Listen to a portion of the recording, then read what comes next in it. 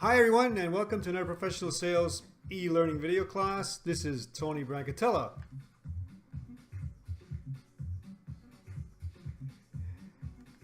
And in this class, we're going to look into professional sales, as I mentioned, in particular sales ethics.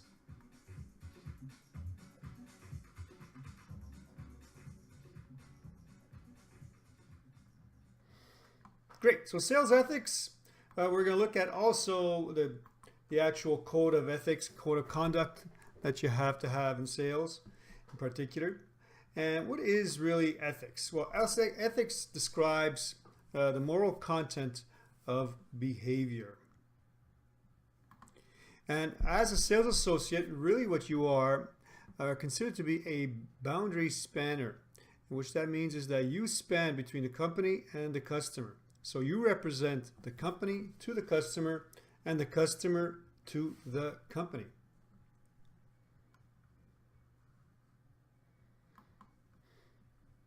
We'll also look at customer vulnerability. You have to understand that customers always walk in, they do not have the power. A sales associate certainly always has what we consider to have the power.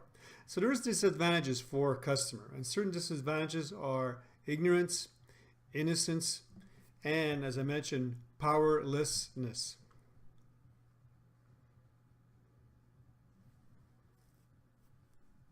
Let's take a closer look at that.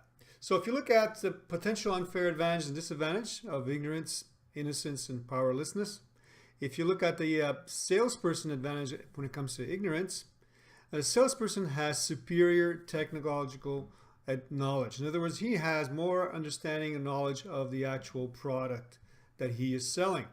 Well, a customer disadvantage is technically challenged and cannot understand sometimes the salesperson. So this is depending on how you have a relationship or conversation with your customer. Certainly there will be a zone of ignorance, which is considered a zone of potentially unfair disadvantage for the customer. If you look at innocence, the sales associate allows room for negotiation. But the customer doesn't understand the negotiation process as well as the sales associate. You'll tell me that certainly we come more and more prepared as customers in today's world versus a few years ago. Certainly we are as customers. But in general, customers don't have that knowledge when it comes to negotiation. So there is that innocence that comes into play. And then there's powerlessness. Sales associate works for a specific store to sell a specific product. So he represents a store and has the backing of the store. So there is all this power behind him. While a customer walks in and really only has is themselves, and they only represent themselves. So there is a gap there between the sales associate and the customer. A potentially unfair disadvantage. So if we have to apply a code of ethics in professional sales, there are certainly different forms. We have company codes of conduct. We have professional codes of conduct, and we will have business association codes. So let's look at certain aspects of company codes of conduct. What is prohibited when it comes to behavior? How could you not act when it comes to behavior? Certainly there's certain things that you can't do. I've listed here a few, but there's certainly a lot more that you can't do when it comes to behavior in codes of ethics. Getting kickbacks, gifts, or bribes from your customers certainly is not ethical. Conflicts of interest, illegal or political payments possibly.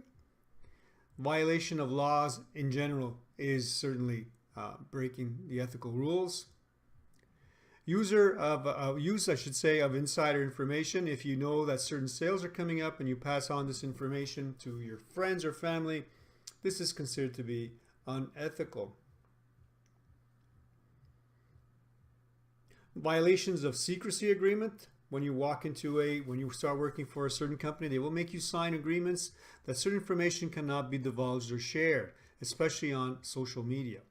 breaking this is a violation, and not only is it unethical, it is a violation, and it can also be something that could you be breaking the law. Falsification of sales. If you have a budget and you falsify your sales, or sales accounts, I should say, certainly this is also unethical.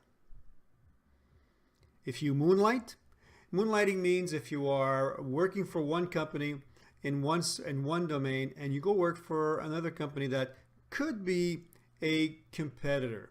But certainly if you do work, let's say for a part-time job, and it's nothing to do with the job that you have, that would not necessarily be considered moonlighting if you do have two jobs. But if you work in the same field, it could be considered unethical. Violation of antitrust laws, fraud, deception, illegal payments you make. All of these things are certainly parts of codes of ethics. So that's when we look at prohibited behaviors and codes of ethics.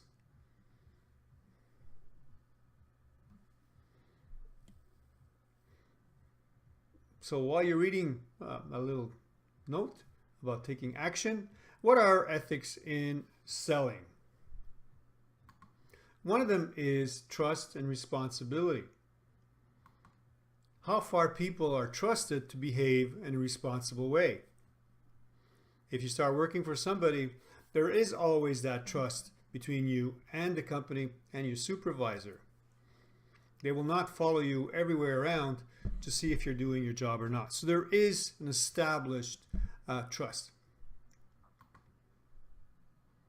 And you certainly have to be responsible for your actions when you work for a certain company. Another one would be peer behavior. Extent to which an employee views coworkers as having high standards. Certainly how you act with your peers in a sales environment certainly plays a big part too.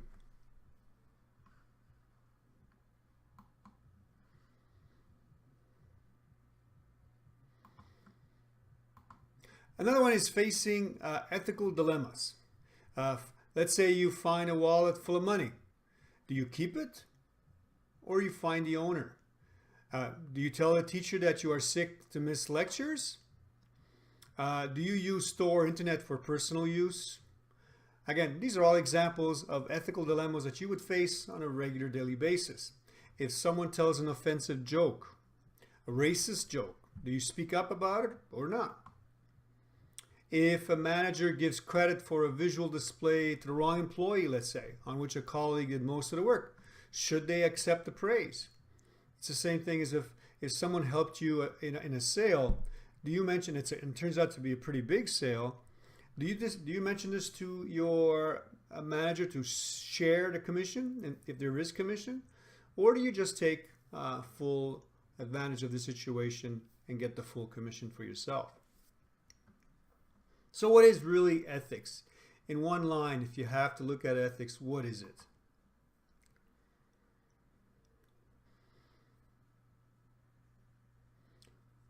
Yeah, ethics is what you do when no one is looking.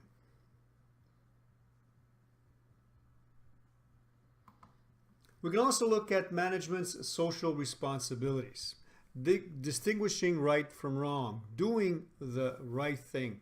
So management certainly has social responsibilities, and they will have to be looked upon doing the right thing. Let's look at some moral developments. Level 1, right? Principled. We are principled. What is the right thing to do? This is the question a company asks themselves, or you personally would ask yourselves. What is the right thing to do in any case? A level 2 moral development certainly is conventional. Now, what am I legally required to do? Now, in this case, you don't want to break the law, but ethically, you have less of a demand to be responsible and follow that. So, conventionally, what am I legally required to do? And pre-conventional, level 3, what can I get away with? Certainly, like I said, if you find a wallet on the street, do you keep it? Do you find out who's the owner? And or do you take out the money and find out who's the owner? Or do you just look for the owner without changing the contents of the wallet? So this is just an example, but you could imagine, or you can use other different examples certainly in this case.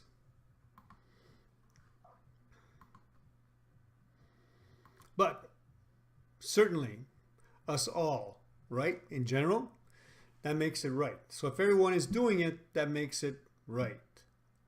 Right? If someone is cheating next to you, they're doing it, I'll do it. Right?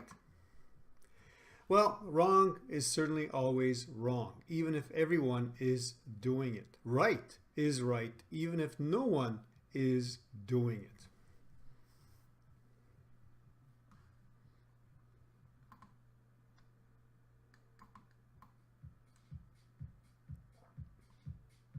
Let that settle in a little bit.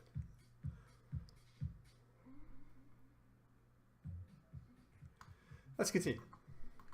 So, guidelines for making ethical decisions. Well, they should always be the same. You should not change them.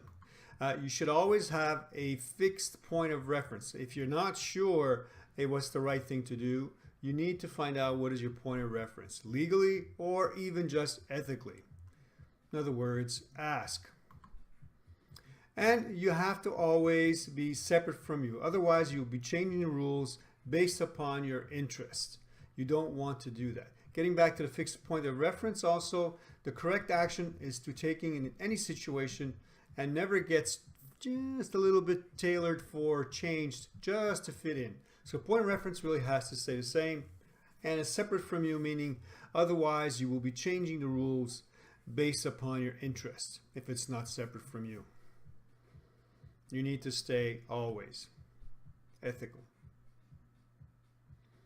And if we look more into what is ethical behavior, certainly is being honest, maintaining trust, follow the rules. If you work for a certain employee and they give you rules of conduct, and you have to follow that. Proper manner, again, conduct. Carrying your share of the work and responsibility. Treating others fairly. Demonstrating loyalty. This you can demonstrate loyalty to your coworkers, to your customers, and certainly to your management. And also, always give 100% effort, carrying your share of the work, and being responsible for it all the time. Now, as in sales, certainly there is always a lot of pressure. Should a manager establish a performance goal that he knows a salesperson, let's say, can have an unfair chance of attaining it? That certainly is a lot of pressure and certainly unethical by the sales manager. So if the circumstances change in the sales associate's territory, should the manager lower the sales goals? Again, should they? I mean, the level of pressure that sales associates have in general, it's pretty high. And do we break rules just to sell something and to get more commission? Again, a question that is very, very intricate to ask and to look at. So, sales associates ethics, tell the truth, really, and know what your rights are, though, at the same time. Certainly, if your rights have been broken, ethical or not, you need to speak up and you need to follow up on that with your management. But then again, sales associate ethics, when we deal with employers or companies, certain things really are unethical and certainly probably unlawful. Misusing company assets could be unethical and it can also be unlawful. If you moonlight and you work for two jobs, this could be if you have permission by your boss or your manager, or if you, like I say, if you just work a second-time job, which has nothing to do with your full-time job, this would not be considered to be unethical. But again, if you do work for something that's related to that industry, it could be considered moonlighting. Or if you tell your boss you can't work for certain days while you're working somewhere else, again, you need to be very ethical with that and you don't want to be found out.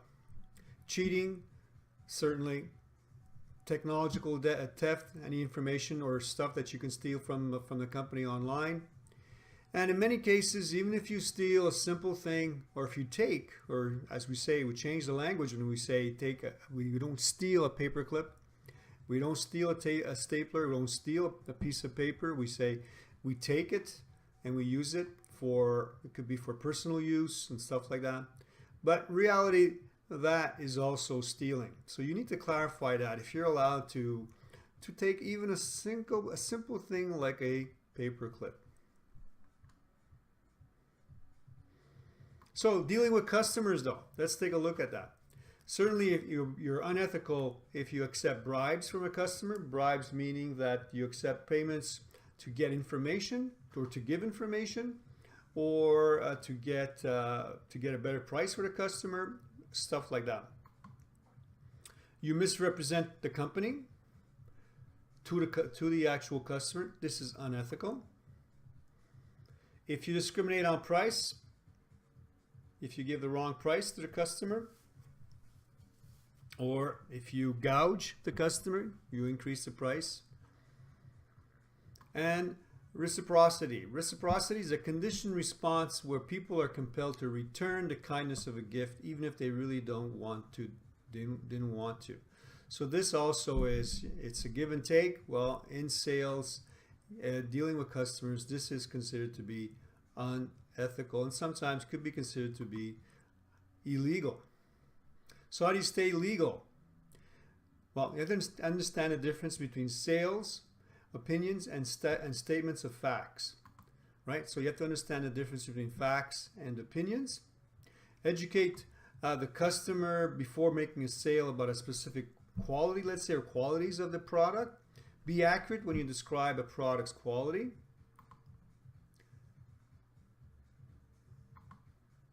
And know the product, know the technical specifications of the product. Don't just try to sell the product on its laurels, on its background. You need to know, need to be able to answer all the questions. And you need to also avoid making claims, exaggerated claims about the product's safety, let's say. So certainly that was unethical, and it's, again, could be unlawful. So here's a little bit of advice, if I may.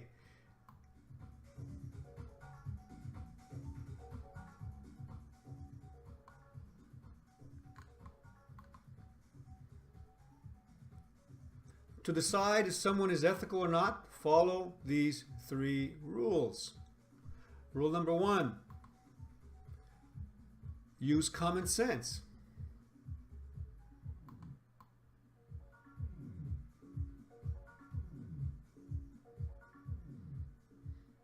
Rule number 2, when in doubt, don't do it. Whatever it is, just don't do it.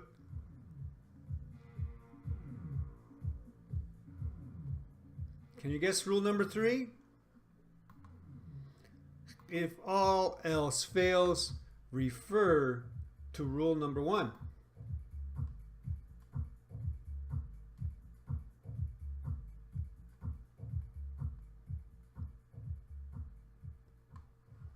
So let's look at aspects of business ethics, severe implications of the unethical behavior. You're establishing a company code of conduct, and your sales associate must make ethical decisions. So in business, it's business. This is not personal. You're giving yourself a certain way of behaving in a workspace, and you need to follow it.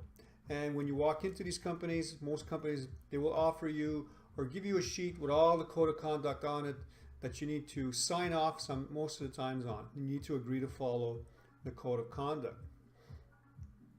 And sales associate always must make ethical decisions.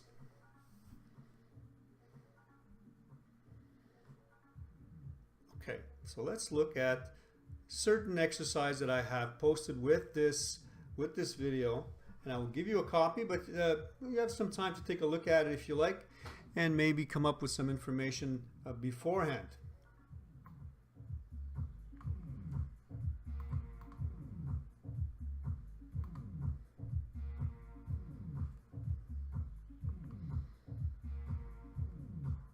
So here's the first one. In this exercise, you'll have the opportunity to analyze the ethics of common, I should say, business situations by using the following 3-step checklist as a guide in collecting relevant information regarding an action. So if you look at number 1,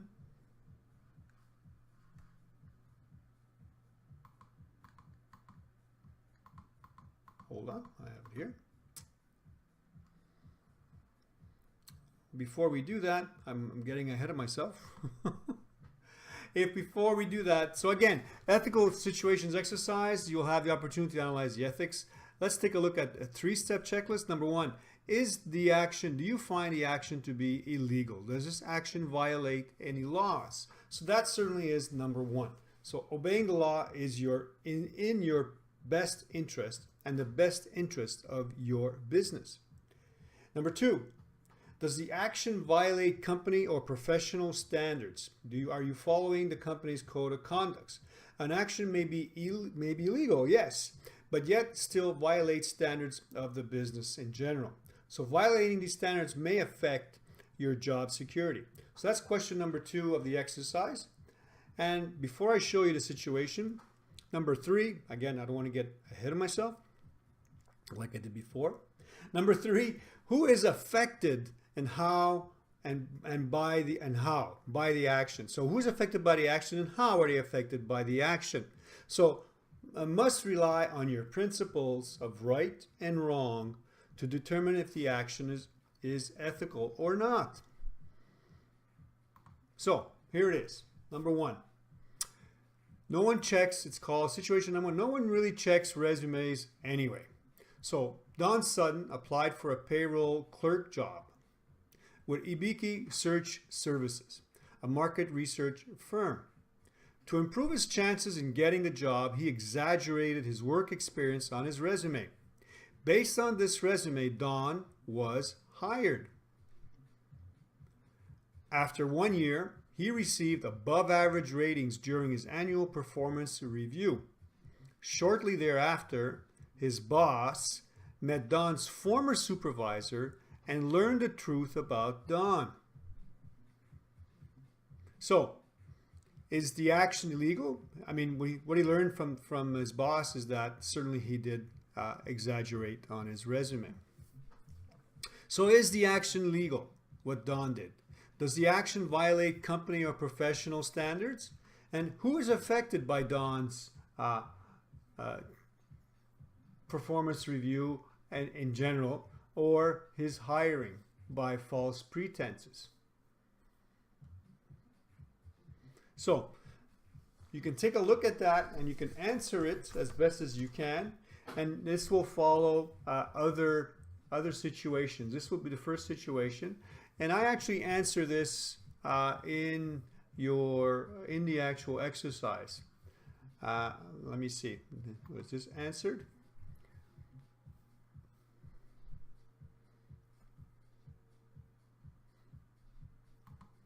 Sorry about that. No, it's not answered. I'm not here, but it certainly is answered in the exercise. You can take a look at that and see what the answer is to that Don situation. I got a little blank of memory right there. I apologize. So you can take a look at that, and just to shorten the video, also there's other situations that will be attached in the exercise you can take a look at, and we will certainly go over it in class, but you'll have an advance notice to take a look at it and maybe come up with different answers. Great. So this was cool. So I hope you all, and we'll see you all in class.